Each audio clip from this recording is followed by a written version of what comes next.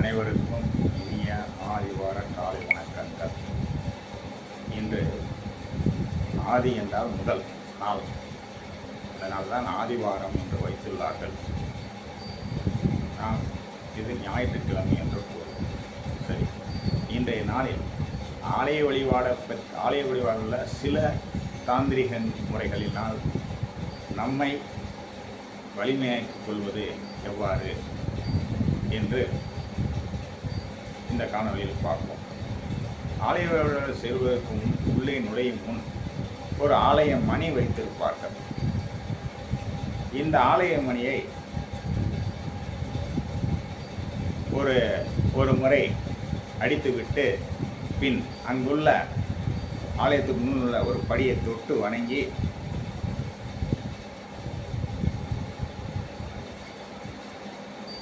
அதன் பின் உள்ளே சென்று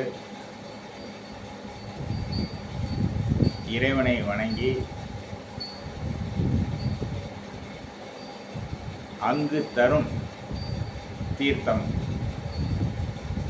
அல்லது பிரசாதம், இறைவனுக்கு படைக்கப்பட்ட பிரசாதம், இதை வாங்கி கொண்டு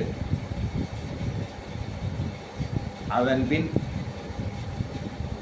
வெளியில் வந்து கொடிமரத்தை தாண்டி வெளியில் அமர்ந்து இல்லது குளக்கரையில் அமர்ந்து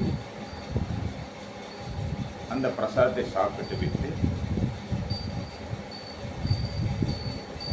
மீண்டும் அந்த கோபுரத்தை பார்த்து ஒரு வணக்கத்தை தெரிவித்துவிட்டு நாம் இல்லம் வந்தால் அன்றைய தரிசனம் நமக்கு சுலபமாக அமையும். இது ஏன் என்று சொல்கிறேன் என்றால், இந்த ஆலய மணி அடிக்க வேண்டும் என்று சொன்ன சப்தம், இது ஆகாயத்தினுடைய அம்சமாகும், பிரபஞ்சத்தினுடைய ஆகாயத்தினுடைய அம்சமாகும். இந்த சப்தத்தை எழுப்பும்போது இந்த மணியானது ஓம் என்று கேட்கும். அது நாம் அதை உணரும், அடித்து கொண்டே இருந்தால் உணரும் நேரத்தில் அதை உணர்ந்து கொள்வோம். அதன்பின் இந்த படியை தொட்டு வணங்க சொல்கிறேன் என்று கூறினேன். அதாவது அந்த தொடு உணர்வை தருவது நமக்கு, அந்த தொடு உணர்வு ஸ்பரிச உணர்வை தருவது காற்று. அது ஆகாயம் மணி, இது காற்று. அதுக்கப்புறம் உள்ளர வந்து இறைவனை தரிசனம் பண்ணுறது ரூபம். அந்த ஜோதி தரிசனத்தை பார்ப்பது ரூபம்னா ஜோதி, இறைவனை வணங்குவது. அதன் பின் அங்கு இறைவனுக்கு நைவேத்தியமாக படைக்கப்பட்ட பிரசாதத்தை வாங்கி இறைவனை ஒரு முறை வலம் வந்து கொடிமரத்துக்கு அருகில் தாண்டி அமர்ந்து உண்ணச் சொல்வது, அது பூமி. அப்போ இங்கே வந்து பார்த்தீங்கன்னா உள்ள நுழையும் போது ஆகாய தத்துவம், காற்று தத்துவம், அக்னி தத்துவம், நீர் தத்துவம், அதன் மேல் பூமி தத்துவம். நாம் எண்ணி வந்த காரியம் இனிதே நிறைவேறும். எனவே தான் ஆலய மணி எழுப்புகிறோம். அந்த ஆலய மணி எழுப்பது இன்னொரு ரகசியம் உண்டு.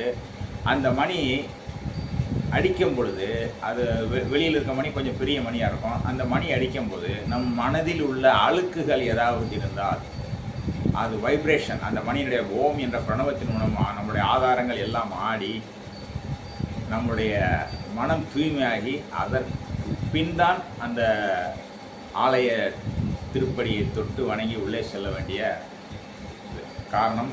நம்மில் பலர் அழுக்கு சுமையுடன் உள்ளே சென்றால் இறைவன் நம்மளுக்கு எப்படி அனுகிரகம் பண்ணுவார்? எனவே எந்த கோயிலுக்கு சென்றாலும் முதல் ஆலய மணி அடித்து அதன்பின் அங்குள்ள இறைவனுடைய படியை தொட்டு வணங்கி அதன்பின் இறைவனுக்கு ஏற்றப்படும் தீபாரணையை தரிசனம் பண்ணி இறைவனை வணங்கி நலமுடன் இனிமையாக நம் வாழ்க்கையை வாழ்வோமாக. வணக்கம். உங்கள் நண்பன் ராஜா நல்லிலாம. வாழ்க வளமுடன், வையகம் சிறக்க.